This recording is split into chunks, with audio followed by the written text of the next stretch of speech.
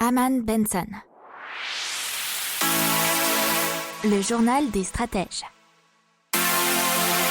Boris Kalt.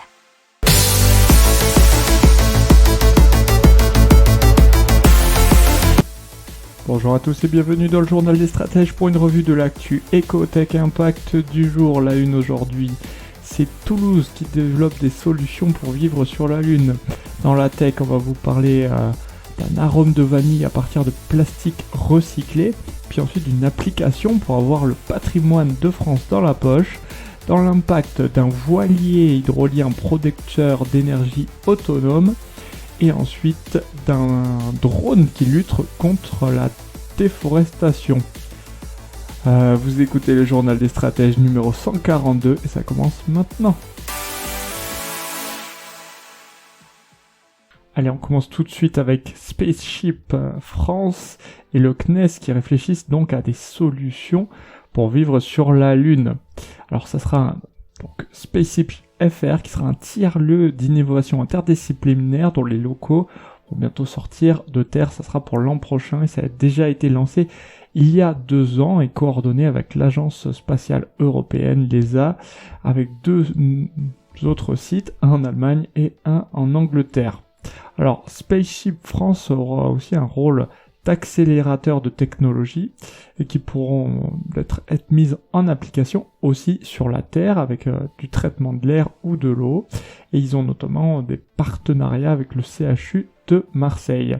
Le Spaceship travaille notamment avec l'INSA sur le traitement des eaux usées, séparées en eau jaune et eau noire, grâce à une super bactérie introduite dans les urines qui pourra casser les chaînes carbonées et en reproduire d'autres. Il sera possible de créer notamment du plastique ou des alicaments. Une fois que toutes les idées qui sont présentes, puisque là c'est vraiment un petit échantillon, l'équipe pourra développer et éprouver toutes ces technos dans des sites de simulation de conditions lunaires qui seront sous la direction de l'Agence spatiale européenne. On parle d'arôme de vanille maintenant avec la transformation grâce au plastique. Et c'est une étude qui a été faite par l'Université d'Édimbourg, publiée dans Green Chemistry. Alors, c'est grâce à cette étude et la capacité de bactéries à dégrader certains plastiques en une molécule nommée acide téréphthalique.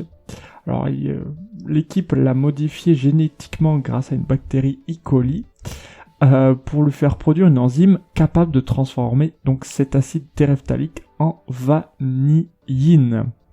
Alors, il s'agit d'un parfum très plébiscité dans l'industrie, mais bon, c'est pas exactement de la vanille organique, bien entendu.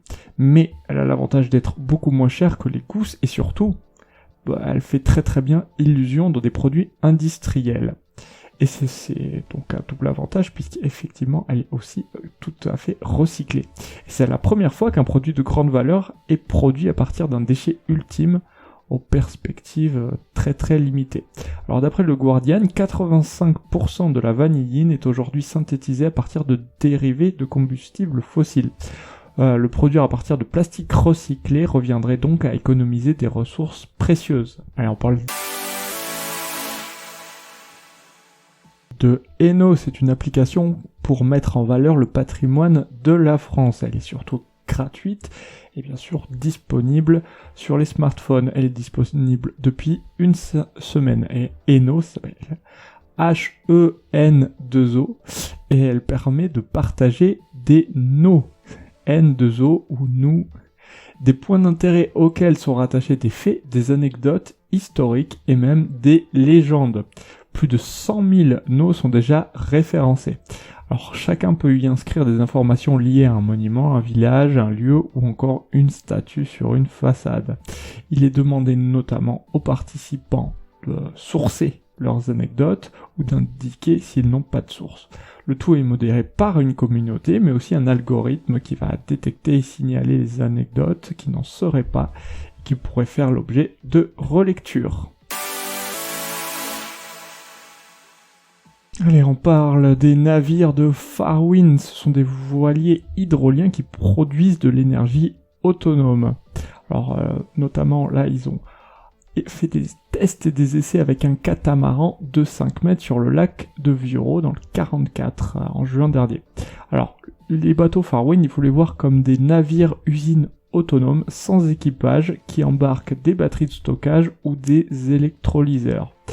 Alors, à l'échelle 1, c'était pas l'échelle 1 qui a été utilisée dans les tests du mois de juin, le navire délivrerait une puissance de 2,5 MW, soit 10 gigawatts par an.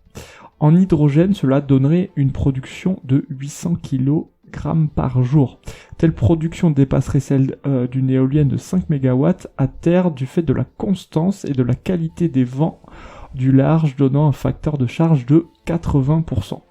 Il faudrait cependant 70 bateaux pour alimenter en électricité une île comme la Guadeloupe. La société compte finaliser les études fin 2022 et le lancement selon l'aboutissement des contacts commerciaux en cours d'une plateforme à l'échelle 1 courant 2024.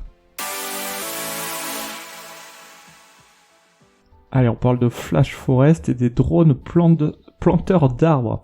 Et ils sont déterminés à en planter 1 milliard d'ici 2030. L'entreprise a créé ses propres semences d'arbres personnalisées qui peuvent être plantées et entretenues par sa flotte de drones. Ils ont été fondés en 2019, ils ont déjà 20 employés et surtout déjà planté 300 000 graines au Canada au cours des 2 derniers mois. Alors il faut savoir qu'une fois la graine plantée, les drones de pulvérisation apportent de la nourriture supplémentaire à la zone de plantage, bien sûr. Toutes ces graines ont déjà été plantées par des drones qui ont donc gardé toutes les données de localisation des graines. Les drones continuent ensuite de surveiller et d'encourager la croissance des nouvelles forêts. Alors il faut savoir qu'à l'heure actuelle, un drone peut planter plus de 10 000 arbres par jour. Voilà, c'est tout pour aujourd'hui. Je vous souhaite une excellente journée et je vous dis à demain pour plus d'infos. Ciao.